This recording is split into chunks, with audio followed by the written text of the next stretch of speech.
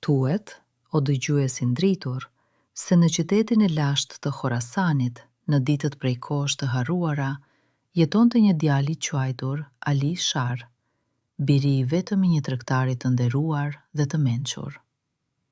Ishte i ri, i pashëm dhe i shkujdesur, si një zog që nuk njeh as erat e dimrit, as rrjetat e gjuetarit. Por erdhi dita e zezë. I ati, i drejtë dhe me flokë të thinjura, e lak të botë, duke i lënë trashëgjim të birit thezare të panumërta, arka plot dinar ari.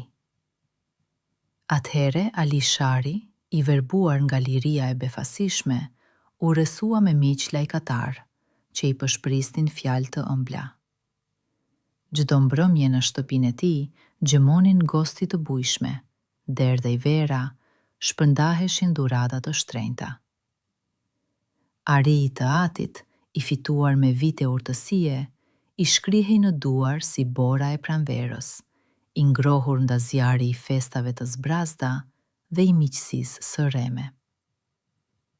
Dhe erdhi ajo ditë e hidhur, o dëgjues, kur dinari i fundit i rrëshqiti nga pëllëmbët e Ali Sharit. Atëhere, pa fytyrën e vërtet të miqve të tij, dyert e shtëpive të tyre u mbyllën para tij, sikur kur nuk qënë hapur. Ata që kishin festuar në tryezën e tij, u kthyen mënjan, sikur të mos e dinin emrin e tij. Mbeti djali vetëm në dhomat boshe të shtëpisë së të atit, ku shërbëtorët kishin ikur, ku ishte ulur pluhuri dhe hijet. Vetëm muret e zhveshura e shinin me qortim të heshtur. Dhe atëherë, për herë të parë, ai njohu hidhrimin e vetmisë dhe turpin e zjarrt, dhe lotët e ngjehtë i rodhën në përfaqe kur kujtoi këshillat e mençura të të atit. Dhe heshtja në shtëpinë e tij të zbrazët ishte më e zhurmshme se gostit më të bujshme, sepse ajo fliste me zërin e ndërgjegjes së tij. Endej Ali Shari në për rrugët e Khorasanit, i munduar nga uria dhe turpi, dhe këmbët vet e qua në bazarin e skëlevërve. Ishte një pamje mizore, o dëgjues. Njerëz të gjitha moshave i shfaqnin si bagëti, dhe zërat e ngjirur të tregtarëve thërrisnin çmimet, dhe në ajër kërqisnin prangat. Pleq, djem, vajza, të gjithë qëndronin të përkulur me sytë në tokë, dhe në sytë e tyre ishin shuar zjarret e shpresës. Por papritmas vështrimi i djaloshit u ndalte një robresh. Ishte Zumurudi. E holl si një kalam i ri, ndërsa sytë e saj ishin ngjyre dallgës së detit. Dhe nuk qante, dhe nuk shihte në tokë si të tjerat. Qëndronte me kokën lart, dhe në vështrimin e saj lecoheshin mendja e mprest dhe dinjiteti i pathyer, dhe rrëfehej arti i kaligrafisë, i poezisë dhe i këngës. Mes qindra syve të shuar nga pikëllimi, ai pa dy që ndizeshin si dy smeralde, dhe në dritën e tyre nuk ishte përulja e një robreshe, por krenaria e një mbretëreshe.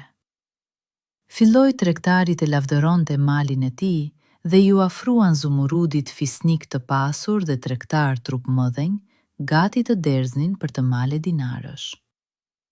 Por vajza me përbuzje të ftohtë i refuzoi të gjithë, sepse në vështrimet e tyre të babzitura leconte vetëm epsh dhe mendjemadhësi të ulët. Dhe kur u duk se s'kishte të barabartë me të për krenari në atë qytet, sytë e mençur të saj rrëshqitën në përturm, dhe u ndalën papritmas mbi një djalë të varfër e të trishtuar, që qëndronte mënjan në rroba të thjeshta. Ishte Ali Shari. Jo dëshirën për ta zotëruar pa ajo në vështrimin e tij, por një hidhrim të qetë dhe një fisnikëri të zemrës. Dhe për habin e të gjithë të mbledhurve, ajo e tregoi me gisht dhe tha me zë të lartë: "Këtë djalë zgjedh për zotërinë tim, vetëm atij do t'i shërbej. Kështu, robresha që po e shitnin, vetë u bë blerëse, duke zgjedhur mes turmës së pasanikëve, jo një kulet, por një shpirt. Tregtari shpërtheu në të qeshura, dhe turma kakariste duke u habitur me pafytyrsinë e djaloshit. Me hidhrim dhe turp ju afrua Ali Shari vajzës dhe pëshpëriti duke ullur syt. Zonjë e bukur, nuk mund të blej, sepse s'kam asnjë dinar. Por Zumurudi e shikonte e qetë dhe e sigurt, sikur ta dinte përfundimin para tij. Bëri një lëvizje të padukshme dhe nga palat e gjera të rrobave të saj të thjeshta, në pëllëmbën e djaloshit rrëshqiti një kulet lëkure e rënd e mbushur plot. E zgjidhi Ali Shari me habi të madhe dhe pa shkëlqimin e arrit të kulluar. Këtu janë 1000 dinar, pëshpëriti ajo. Janë të mjaftueshëm. I kam kursier fshehurazi duke pritur orën time. Tani më blej për veten tënde. Kështu, ai që e quante veten të varfër, pa pritmas u bë zotërue si një thezari, ndërsa ajo që quhej robresh doli zonja e vërtet e fatit të saj. Ju afrua i shtangur Ali Shari tregtarit, duke mos i besuar lumturisë së tij, dhe i numëroi çmimin e caktuar me monedha të shdriqme ari. U habit tregtari jo më pak se të tjerët, por marrëveshjen e mbyli, sepse fjala në pazar është e shenjtë. Atëhere ju afrua djaloshi Zumurudit që tani i përkiste atij dhe e mori për dore me nderim të madh. E ncori nga skena poshtëruese dhe për herë të parë pas shumë muajsh, zemra e tij u mbush jo me hidhrimin e pendimit, por me një shpresë të dridhur. E çoi në shtëpinë e gjerë, por të zbrazët dhe të lënë pas dore të atit, ku enden vetëm rrymat e ajrit dhe hijet. Fitoi thesarin më të madh, pikërisht në atë orë kur ishte më i varfri nga të gjithë. E ncori atë nga pazari i skleverve, por ndjente që në të vërtetë, ajo e ncori atë nga burgu i dëshpërimit të vet. Dhe rodhën muajt e një lumturie të qetë e modeste, si një lumi ngadalt në një mesditë të gjatë vere. Jo si roblesh, por si zonjë vërtet, mori në dorë çështjen Zumurudi dhe filloi të shtëronte shtëpinë e zbrazët dhe gjëmuese. Bleu në pazar mëndafshe shumë të holë dhe me duart e veta që ndisi perde të lehta në ngjyrën e agjimit, dhe dhomat e erëta u mbushën me një dritë të butë të artë, që rrëshqiste në përpëlhur si mjalti i ngroth. Mbrëmjeve merrte në dorë lautën e vjetër të Ali Sharit, ja rregullonte telat me kujdes dhe këndonte gazele të buta e të trishta të hartuara prej saj, dhe shtëpia mbushej me një muzikë të qetë dhe magjepsëse. Ndistet e mjantore prej bakri dhe në përdhoma rrithte një arome hollë qetësuese, e ujit të trëndafilit dhe e drurit të sandalit, që mbështilte gjithçka me një vello të padukshme paqeje. Kështu thurte ngrohtësinë nga drita dhe muzika, dhe duart e saj të buta, sikur me magji, i rikthenin shpirtin kësaj shtëpie, që për kaq kohë qëndronte e heshtur dhe e ftohtë. Dhe shpejt u zbulua se Zumurudi ishte e shkathët jo vetëm në vargëzim, por edhe në endje, sepse gishtat e saj të mjeshtër bënin mrekuli.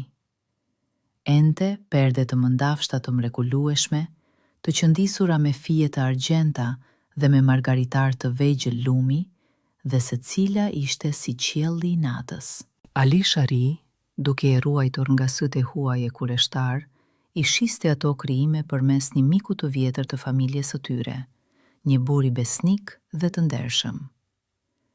Me ato para, jetonin në një begati modeste, por të zgjedhur, dhe djaloshi, i magjepsur nga mendja, talenti dhe butësia e saj, u dashurua pa kufi me të.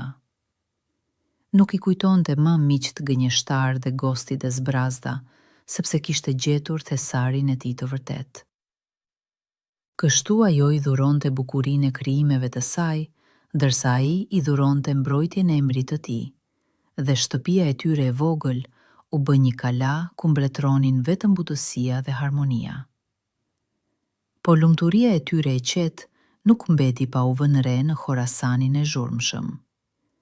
Një plak dinak i krishter, i quajtur Rashid ad-Din, që kishte qenë në pazarin e skleverve dhe kishte dëshiruar të blinte Zumurudin, por atëherë ja kishte lënë djaloshit, mësoi se ku jetonin. Dhe nuk mund të pajtohej që një thesar i tillë t'i kishte rënë një djaloshi të panjohur. Smira e brente plakun, si krimbi një frut të pjekur, dhe gjumi i ikte nga qepalat. Filloi të ndiqte fshehurazi shtëpinë e tyre, duke pritur orën e përshtatshme për të rrëmbyer vajzën. Si një hije rrëshqiste nëpër rrugicat e ngushta, fshihej në hijen e selvive dhe gjatë shihte dritën e ngrothë në dritaret e tyre. Dhe ndërsa ata jetonin në parajsën e tyre të vogël, përtej gardit të kopshtit të tyre, në hijen e selvive, fshihej një gjarpër, smira e të cilit ishte një helm, po aq i fortë sa edhe dinakëria e tij. Kaluan disa muaj të lumtur dhe dukej se asgjë nuk do t'ua errësonte ditët. Por në një mesditë të ngjehtë e të mbytur, kur dieli i Khorasanit qëndronte drejt mbicatit, i lodhur nga vapa Ali Shari vendosi të pushonte pak. Dhe nuk u shtri në dhomat e freskëta, siç bënte zakonisht, por u ul drejt e mbi shkallët prej guri pranë pragut të hapur të shtëpisë, që dilte në kopshtin e qetë të brendshëm. Aroma e ëmbël i jaseminit dhe e trëndafilave e mbështilte, gurgulimi i qetë i shatërvanit ja përkunte dëgjimin. Pa e vënë re vet, mbështeti kokën në pëllëmb dhe e zuri gjumi, duke lënë portën e kopshtit dhe derën e shtëpisë të hapura. Ishte gabimi i tij i parë dhe fatal, i lindur nga vetë qetësia dhe lumturia.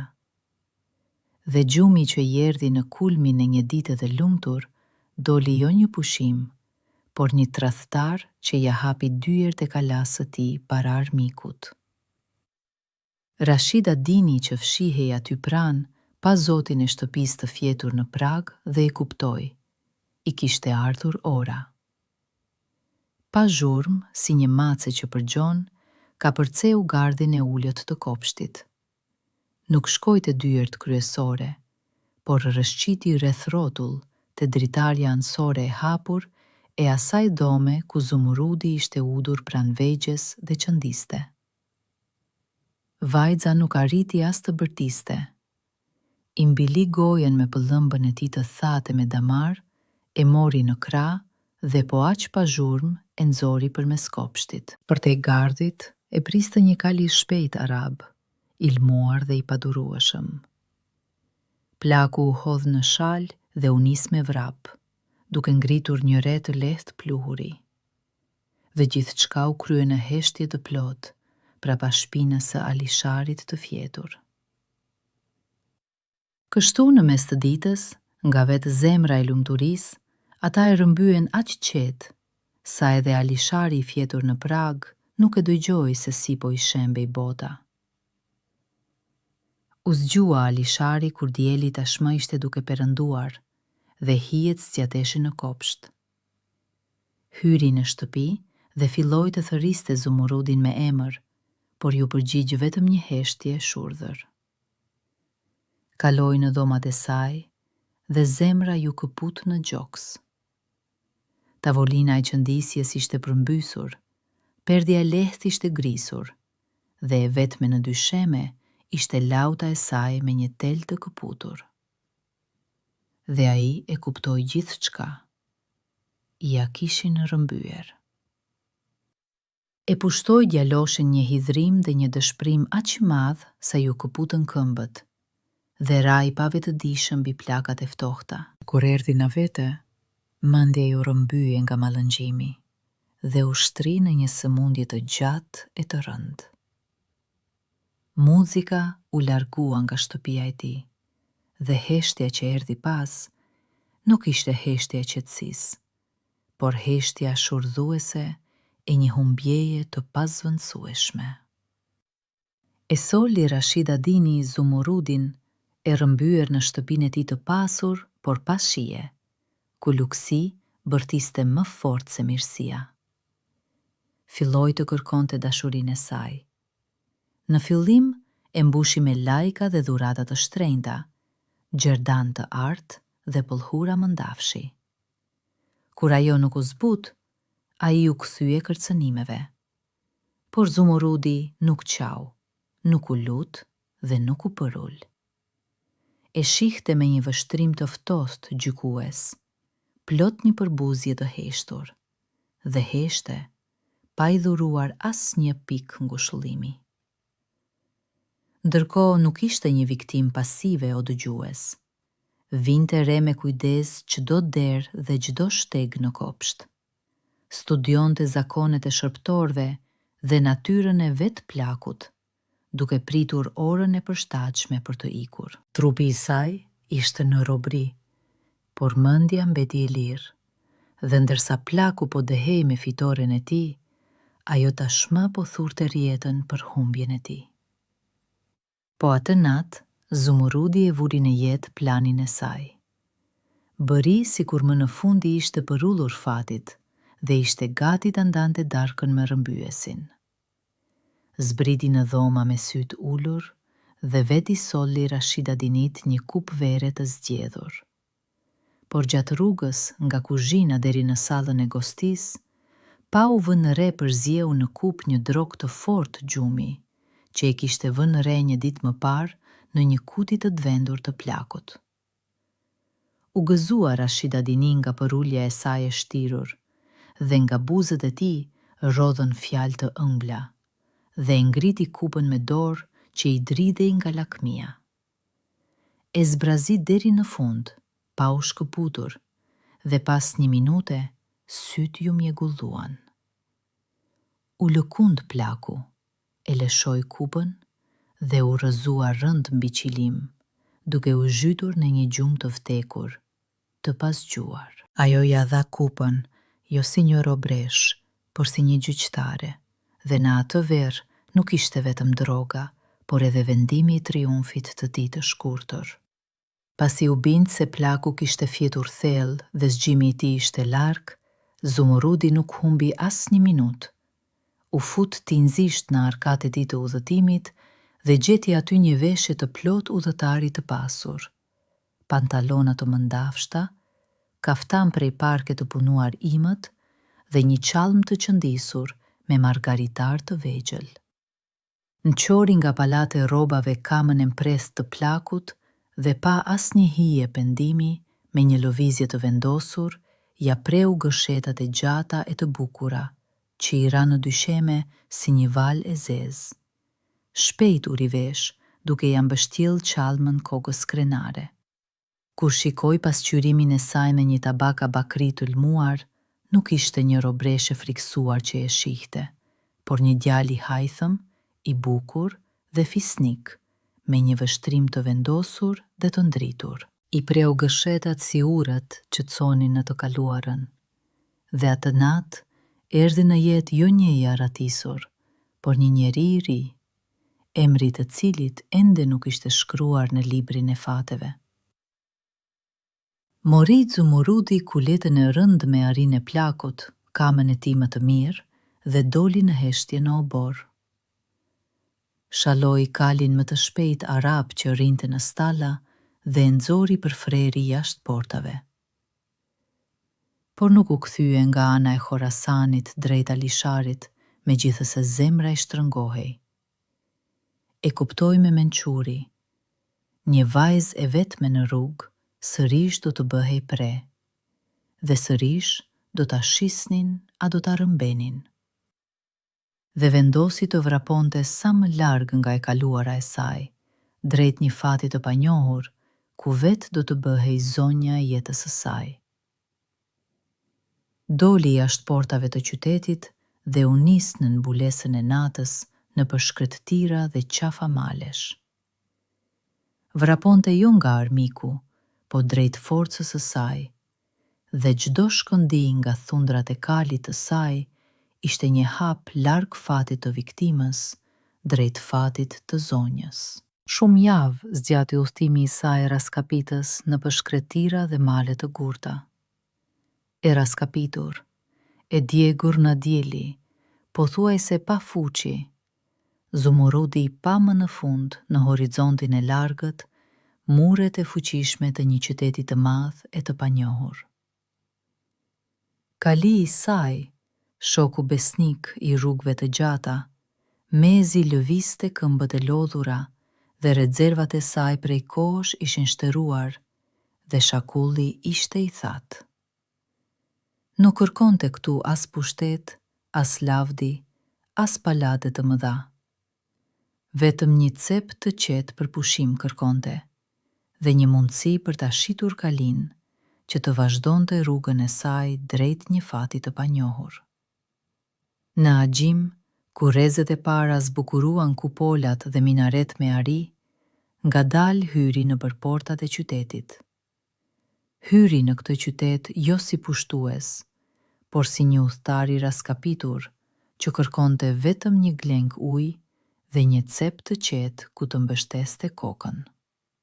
Sapo këmba e kalit të saj preku sheshin kryesor të qytetit, ndodhi diçka e parë. E gjithë roja e qytetit me parsmore vetulluese, fisnikët e nderuar me veshjet e ndura me arë dhe vexirët me flokë të thinjura, që qëndronin pranë portave në një pritje të solemne, u nisën të gjithë një heradzi drejt saj.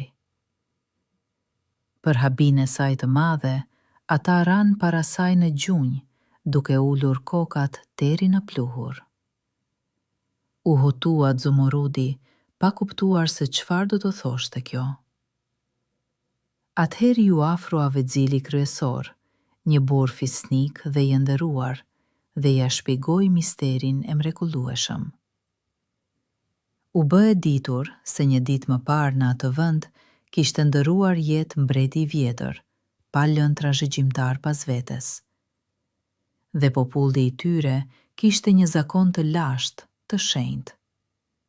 Të huajin e parë që do të hynte nëpër portat e qytetit në mëngjesin pas vdekjes së sundimtarit, vetë qejtë e dërgojnë si sundimtar të ri.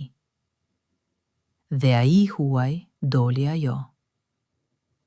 Kërkonte vetëm një stre, por gjeti një kuror, dhe fati, duke u tallur me planetes saj, u angarkoi supeve të saj të lodhura barën e një mbretëri. Edhe pse Zumurrudi ishte e tronditur deri në thellësi të shpirtit, me asnjë vijë të fytyrës nuk e tregoi habinë e saj dhe nuk zbuloi se ishte vajzë. E kuptoi që në atë çast, ja shansi i saj për të gjetur jo vetëm sigurinë, por edhe një pushtet të fuqishëm që të ushtronte drejtësi sipas mendjes së saj. Me dinjitetin mbretëror që jetonte tek ajo që nga natyra, ajo pranoi rolin e ri. Me nderime të mëdha e qua në palatin mbretëror. Mbi kokën e saj, ku jo shumë kohë më parë ishte vetëm një qall me thjesht udhëtari, ja vendosën një kuror të rëndari. Kështu, robresha e re e aratisur u bë mbreti i fuqishëm i një shteti të tërë. Vuri mbi vete maskën e mbretit, po aq lehtë sa edhe veshjen e burrit, dhe askush nuk pa në sytë e saj asnjë hije dyshimi, vetëm qelikun e ftohtë të një pushteti të porsalindur. Nuk u hutua Zumurrudi në fatin e saj të ri, dhe filloi të sundonte sikur të ishte lindur për këtë. Mendja e saj e natyrshme, arsimimi, njohja e hollë e poezisë dhe e natyrës njerëzore e bën një sundimtare të madhe e mendje hollë. Njori ligje të mençura e të drejta që u lehtësuan jetën të varfërve dhe ja frenuan lakmin të fuqishmëve. Veti shqyrtonte çështjet gjyqësore më të ndërlikuara duke i mahnitur vezirët me flokë të thinjura me shpejtësinë dhe thelsinë e gjykimeve të saj. E menaxhonte arkën e shtetit aq me mjeshtëri, sa në një kohë të shkurtër mbretëria u bë edhe më e pasur. Dhe askush nga ubortarët nuk e gjente në këtë mbret të ri të hajthëm e pamjekër, me zë të holë dhe sjellje të hishme, vajzën e veshur me rroba buri. Mendja e tij dhe fisnikëria ishin aq të mëdha, sa nënshtetasit filluan të adhuronin sundimtarinë e ri të dërguar nga qielli. Ajo sundonte jo me forcën e shpatës, por me forcën e fjalës, dhe drejtësia e saj ishte po aq e mpreth, ndërsa mëshira po aq e thellë, sa edhe vezirët më të vjetër ulnin kokat para saj. Kaloi një vit, dhe pas tij një tjetër, pasi forcoi pushtetin e saj dhe fitoi dashurinë e popullit. Mbreti Zumurrud ju fut një plani të hershëm e të fshehtë. Thiri arkitektët më të mirë të shtetit dhe i urdhëroi të ngrinin në sheshin kryesor, drejt e përballë portave të palatit, një pavion madhështor gostie, të cilin ato troje nuk e kishin parë. Ishte i hapur ndaj të gjitha erave, i rrethuar me kolona të hishme prej mermeri të bardhë, i mbuluar me perde mëndafshi shumë të holë në të gjitha nuancat e perëndimit. Dhe në mes, nuk gufonin shatërvan të thjesht, por rryma sherbeti trëndafili të freskët që shkumzonin në tasa prej argjëndit të kulluar, duke mbushur ajrin me një aromë të ëmbël. Ky pavion i mrekullueshëm u bë teatri i saj i fshehtë dhe një kurth dinak. Ajo nuk e ndërtoi atë nga guri dhe mëndafshi, por nga durimi dhe dhimbja e saj, dhe çdo qëndisje e tij ishte pjesë e rrjetës së madhe që ajo kishte hedhur mbi tërë botën. Kur pavioni i mrekullueshëm u përfundua, mbreti Zumurrud nxorri një urdhër të pazakontë që u shpal në të gjitha skajet e shtetit. Ajo deklaroi se një herë në çdo hënë të plot do të organizojë në atë pavion një gosti e madhe mbretërore për të gjithë, pa përjashtim. Kushti kryesor tingëlloi i rept. Në atë gosti ishin të detyruar të vinin të gjithë, jo vetëm qytetarët dhe fisnikët në veshje mëndafshi, por edhe çdo tregtar që do të mbërrinte në qytet, çdo udhëtar, çdo dervish ndaçak dhe çdo lypës ndaçak që do të ndodhej në tokat e saj atë ditë. Mikpritja për të gjithë ishte falas dhe e bollshme, dhe askush nuk guxonte të refuzonte ftesën mbretërore. Dhe populli e lavdëronte sundimtarin bujar dhe mikpritës, pa e ditur qëllimin e vërtet të këtyre gostive. Kështu mikpritja e saj u bë armë, dhe bujaria karem, dhe e gjithë bota ishte e ftuar në një gosti që në të vërtet ishte një gjyq i madh. Erdhi hëna e parë plot, dhe gostja në pavionin e mrekullueshëm filloi. Vetëm mbreti Zumurrud, me veshjen e saj të pasur, nuk u ul në tryezën e përgjithshme mes mysafirëve. U ngjit në një front të lartë, të vendosur në balkonin e palatit, të fshehur nga syt me një gril të holë e të punuar në ar. Prej andej shihte çdo mysafir në pavion, si në pëllëmb, ndërsa atë vetë mezi mund ta vinte re dikush në gjysmien e butë. Nuk hëngri dhe nuk piu atë natë. Vetëm rrallë afronte në buzë një tas argjendi me sherbet të freskët. Ndërsa vështrimi i saj rëshqiste ngadalë e me kujdes mbi turmën Laraman, pa e lënë jashtë asnjë fytyrë. U lej pas grilës së artë si një skifter në degën e tij, dhe vështrimi i saj mpreth, si një kthetër, ishte gati në çdo çast të nxirrte nga turma viktimën e saj. Kaloi gostia e parë, dhe nuk gjeti në turmë ata që i kërkonte zemra e saj. Kaloi një muaj, dhe gostia e dytë. Kaloi një tjetër, dhe e treta. Zdohon të plot gjithçka përsëritej përsëri. Pavioni mbushej me zhurmë njerëzish, luante muzika e butë, derdhej vera shkumzuese dhe rjedhnin shatërvanët me sherbet të ëmbël. Ndërsa ajo rrinte pas grilës së saj të artë, e palvishme si një statuj prej mermerit të zi, dhe me kujdes, një nga një, vështronte çdo fytyr të re në turmën e madhe e të zhurmshme. Nuk nxitonte. E dinte. Herët avon, të gjitha rrugët do t'i sillnin armiqtë e saj në këtë qytet, në këtë gosti, në kurthin e saj. Gjuetja e saj kishte filluar. Ishte një merimang që kishte endur një rjet madhështore prej mikpritjeje, dhe tani i mbetej vetëm të rrinte në qendër dhe të priste se kur do të fluturonte vet në gosti viktima e radhës. Kaluan disa muaj të gjatë, dhe në një nga gostit mbretërore, i tërhequr nga thashethemet për bujarinë e jashtëzakonshme të sundimtarit të ri, u paraqit një plak dinak, mjekër gjatë, me veshje tregtarit të huaj.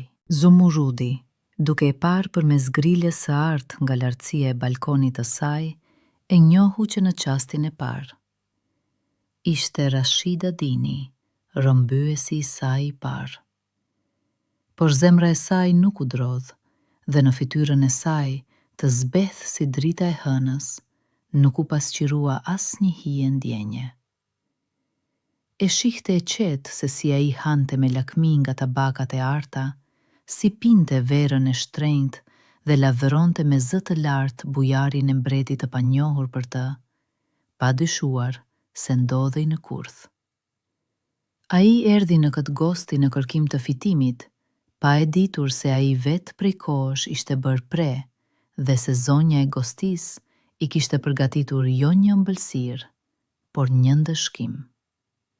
Kur gostia ishte në kulm, mbreti Zumurud bëri një tundje kokemezi të dukshme komandantit të rojës së saj besnike, dhe dy luftëtar të gjatë me qallma të bardha ju afruan pa zhurmë tryezës ku ishte ulur Rashida Dini.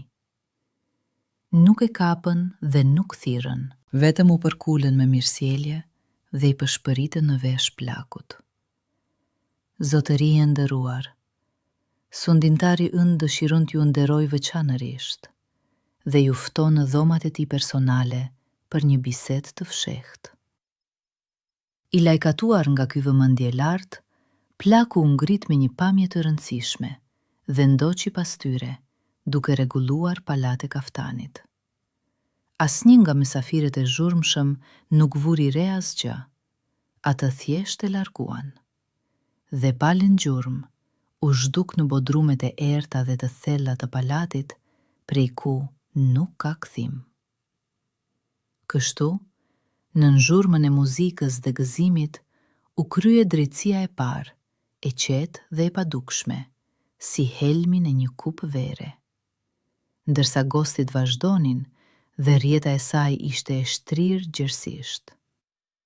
Dhe në muajt vijues, i njëjti fati preku edhe mundimtarët e tjerë të saj, që si fluturat të zjari vinin tek thashethemet për mbretin e ri bujar. I pari u paraqit hajduti kurd Zhavan, që dikur ja kishte rrëmbyer nga plaku dhe ishte sjell me të edhe më keq se i pari. E njohu Zumurudi përmes grilës së artë, dhe po aq pa zhurmë e dha tundjen e saj të kokës së rojës. Pasti, në një hën tjetër të plot, u paraqit tregtari i pabes Barsum, të cilit hajduti ja kishte shitur dhe që kishte ndërmend ta çonte në tokat e largëta. Edhe ai u zhduk pa lënë gjurmë në bodrumet e thella të palatit mbretëror. Kështu, rjeta e drejtësisë së saj shtrëngohej ngadalë, por në mënyrë të pashmangshme, duke përpir një nga një të gjithë ata që i kishin bërë keq. Muaj pas muaji, pavioni i gostis bëhej salla e gjyqit, ndërsa grila e artë, vendi prej nga lëshoheshin vendime të heshtura, por përfundimtare. Kaloi edhe ca kohë dhe të gjithë armiqtë e saj, të gjitha ata që e kishin lënduar dhe mundimtarët ishin kapur dhe ndëshkuar me drejtësi. Por Zumurudi nuk I ndërpreu gostit e saj mujore në pavionin e mrekullueshëm. Ndryshoi gjuetja e saj, mori një qëllim tjetër.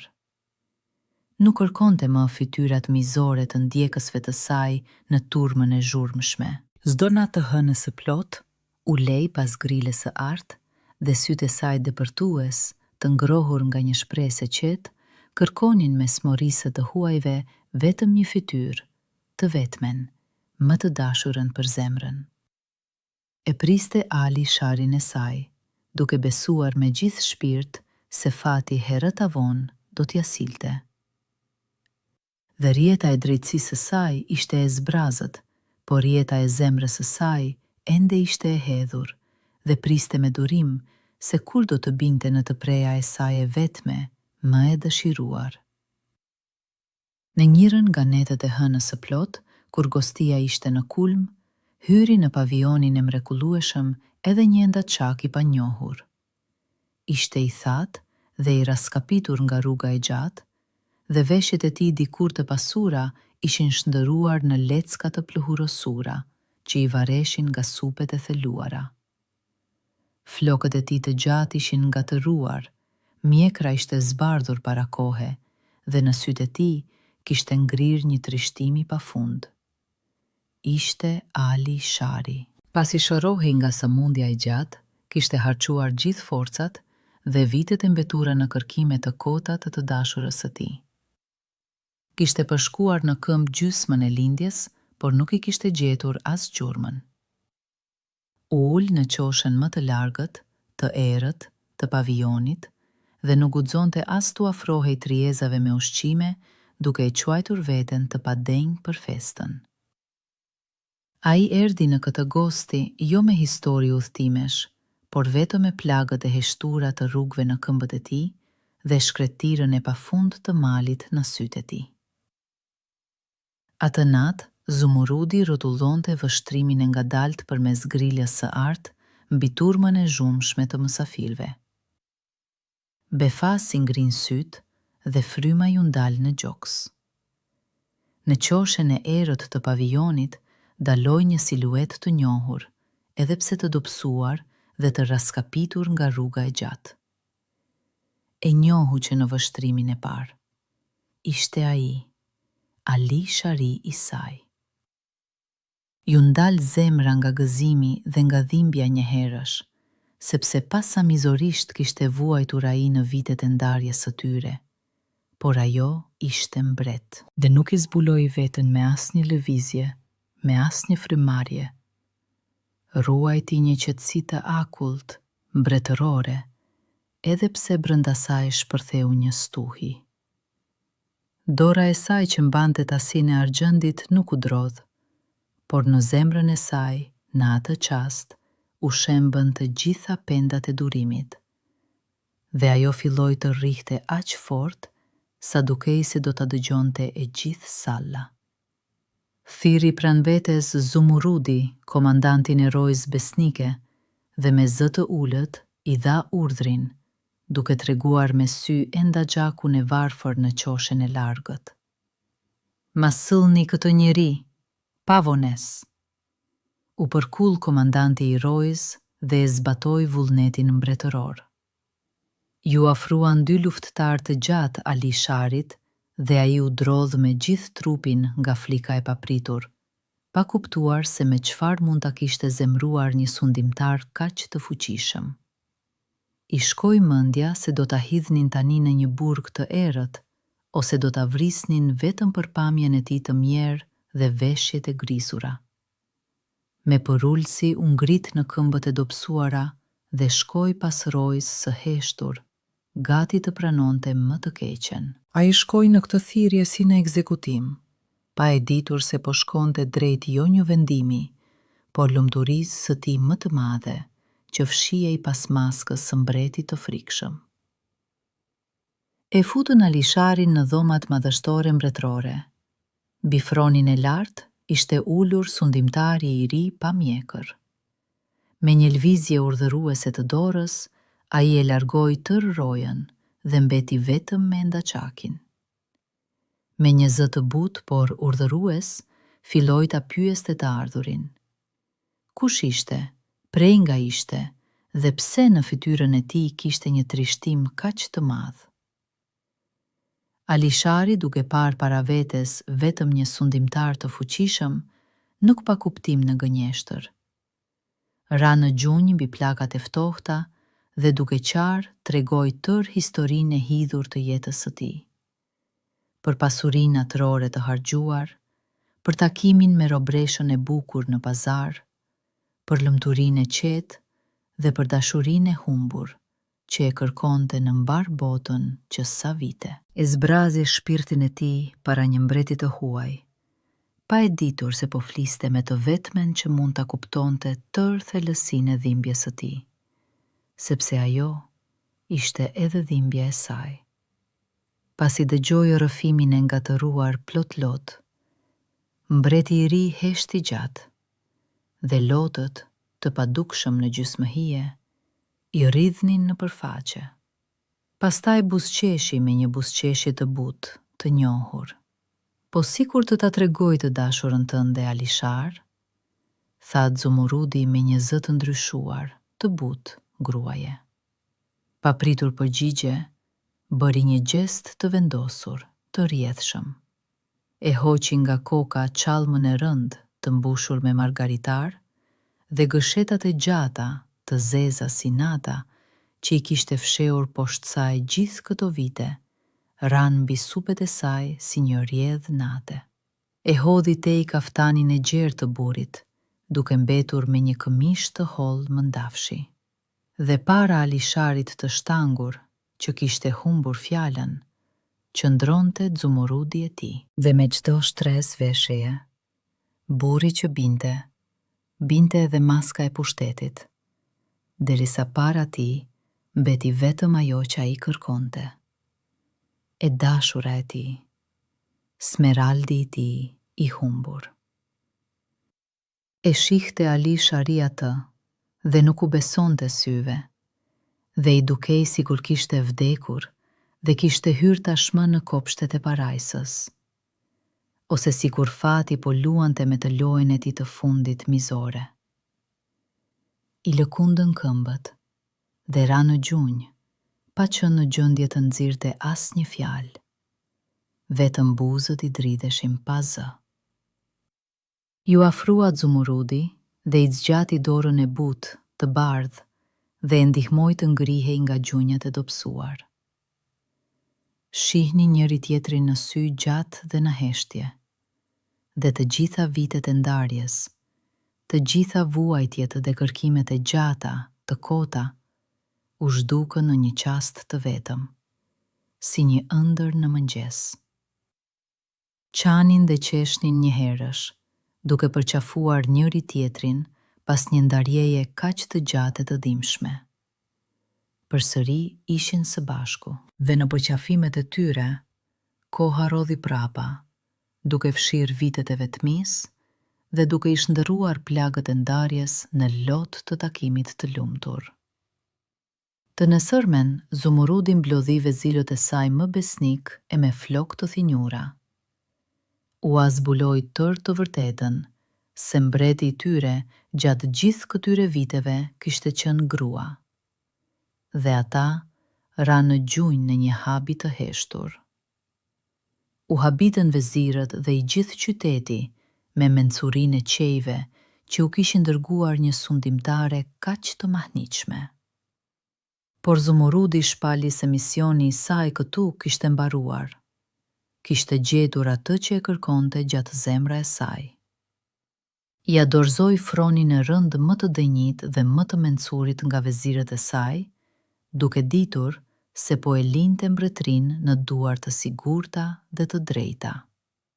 Pajisi një karvan të madh me pasuri të panumërta, të grumbulluara gjatë sundimit të saj të mencur, dhe së bashku me Alisharin u nis në rrugën e kthimit drejt Khorasanit të lindjes. E hoqi kurorën nga vetja po aq lehtë sa edhe e kishte vënë dikur, sepse mbretëria e saj e vërtet nuk ishte ai shtet, por zemra e njeriut që më në fund e kishte gjetur. Në qytetin am të Khorasanit ndërtuan përsëri shtëpinë e vjetër atërore, duke e bërë më të gjerë dhe më të bukur se më parë. E mbushën me gjithçka që e donte aq shumë Zumurudi, me qilima mëndafshi, me shatërvan që gurgullonin në oborin e brendshëm dhe me një muzikë të qetë e të butë. Jeta e tyre përsëri u bë e qetë dhe e ndritur. Zumurudi deri në fund të ditëve të saj qëndisi perde të mrekullueshme, por jo për një copë bukë, por vetëm për bukurinë.